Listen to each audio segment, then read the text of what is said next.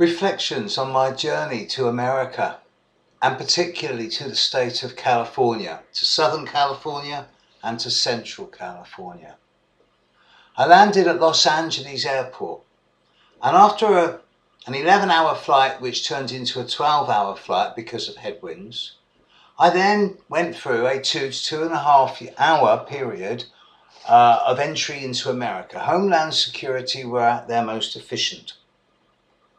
And it was a bit frustrating, but I do understand they had to do their job. However, 2.5 hours was a bit of a joke. So by the time I got into the LA evening, I wasn't at my best. But I went to stay with a client stroke friend of mine, and I was in LA itself for about a day and a half, maybe 2 days. And on the next day, Robert, my friend, he gave me the tour, and there were so many Ferraris and Porsches in LA that, you know, I mean, everyone's got a Porsche. But he's got a 20-year-old open-top BMW convertible sports model. And it's an old 20-year-old BMW, and it's a bit of class. So he took me around Beverly Hills and Bel Air and places like Vatican Beach, Santa Monica Beach. And where else did I get to when I was there? I also got to, what was it, next to Santa Monica Beach? I forget.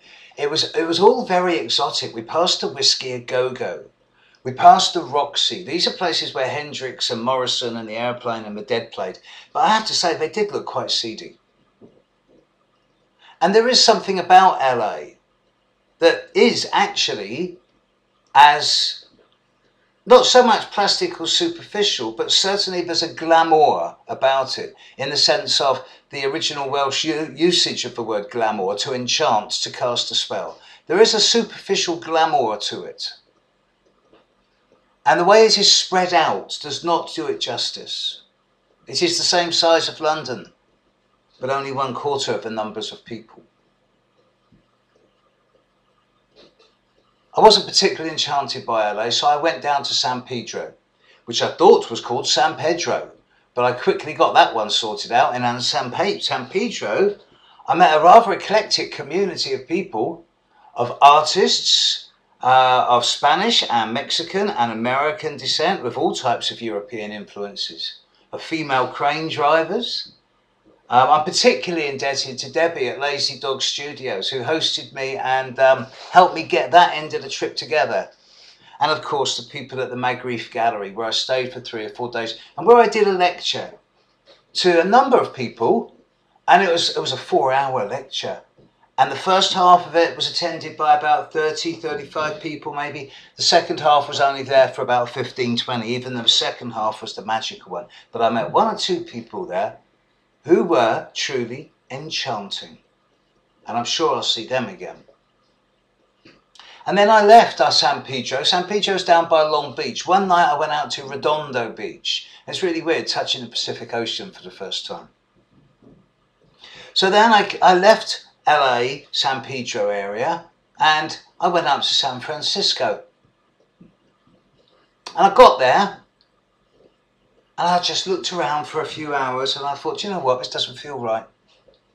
So I went up further north, only not that far, maybe 60 miles, 50 miles further north of San Francisco, to a place called Napa Valley, where I stayed with a private client friend of mine,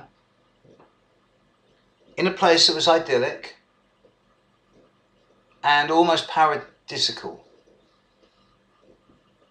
And it was a real recharge. It's where I actually landed and where I did a lot of writing on my next book as well. And it was a recharge for my soul after the assault and the garishness and the Harley Davidsons of LA and San Pedro. And then from then on, I came back to San Francisco, courtesy of a wonderful young man called Dale, who came all the way down from Humboldt County in the north of California to Napa Valley to have a reading with me, and then got stuck in traffic. 5 hours into a journey that should have taken 6 hours, he got caught in traffic and he couldn't make his reading with me, and he got to me just as I was due to leave to go to the airport. So what did he do? He drove me further on south down to the airport, and I did the reading in his truck as we drove down. That was interesting. And then I got a plane, and I left Southern California, Central California, and I went on to the Rocky Mountains, and I'll deal with that one another time.